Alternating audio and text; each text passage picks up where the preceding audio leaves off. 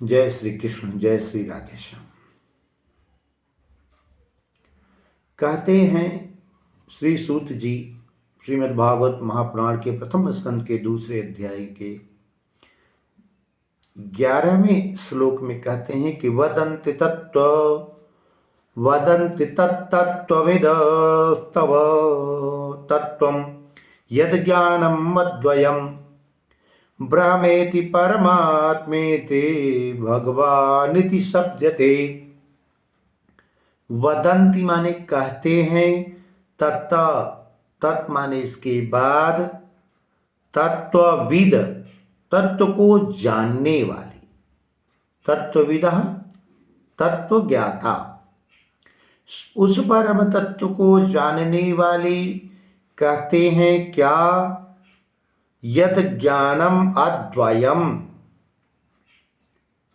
जो ज्ञान अद्वय है अर्थात एक ही है, परंतु ब्रह्मवश ब्रह्मेति परमात्मेति भगवान इति शब्दते, उसी को ब्रह्म कहिए, उसी को परमात्मा कहिए, उसी को भगवान इति शब्दते, उसी परम तत्व को भगवान भी कहिए, इसमें कोई दो राय नहीं है।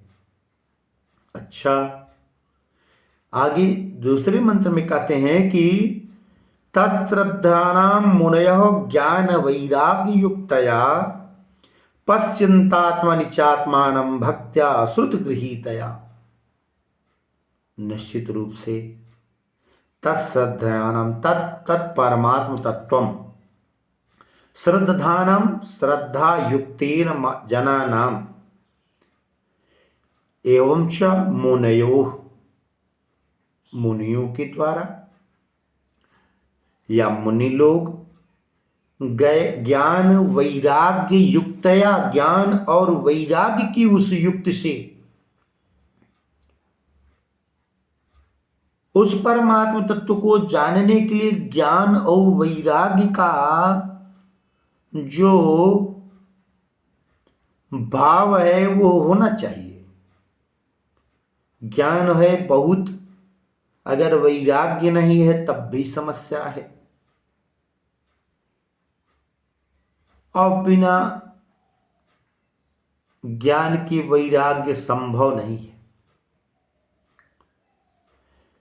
उस प्रत्येक व्यक्ति को इतना तो ज्ञान होना चाहिए कि हमको किससे वैराग्य करना चाहिए, किन व्यवस्थाओं से वैराग्य ग्रहण करना चाहिए। जब यह वस्तु का ज्ञान नहीं है तो वैराग्य भी निश्चित रूप से संभव नहीं है।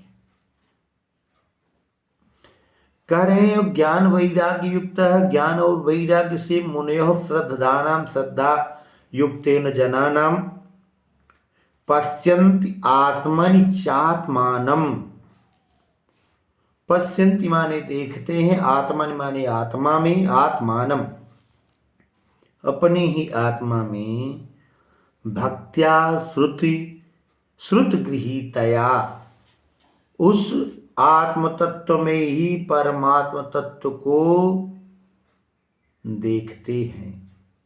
पश्यन्ति, अपने ही हृदय में उस परमात्म तत्व को देखते हैं।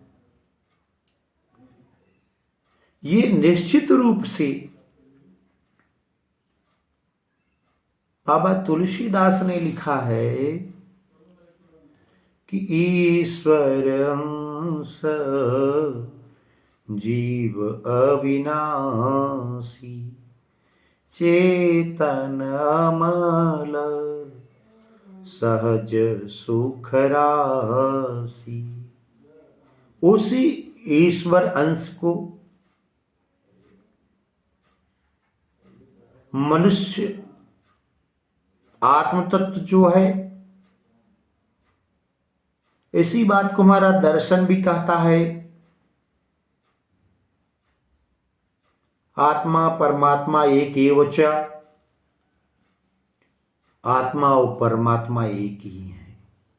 अच्छा, तो ये द्वैत क्यों दिखता है? बड़े बड़े जिज्ञासुओं के मन में ये जिज्ञासा होनी चाहिए। तो उन्होंने कहा भिन्नो विभुर नित्यश्च, भिन्न है, नित्य है, और जीवस्त पत शरीरम भिन्नो विभिन्न, जीवों के जो पत शरीर में दिख रहा वो परमात्मा का अंश ही है, उसमें कोई भेद नहीं है। कहें इसको कैसे समझा जाए? तो कहते हैं एक विशाल अग्नि की राशि है, अग्नि का बड़ा अंगार राशि है तो अग्नि ही, लेकिन अगर उसी अग्नि से छिटक कर भिन्न भिन्न स्थानों पर जो आग दिखती जाए तो क्या उसको भिन्न मानेंगे? आग एक अंगार रहित, एक अंगार जिसमें धूम रहित है, उससे छिटक करके भिन्न भिन्न स्थानों पर जो अग्नि है उसको क्या उस अग्नि से भिन्न माना जा सकता है? तो अग्नि ही। चलिए दूसरा उदाहरण, जल की विशाल राशि है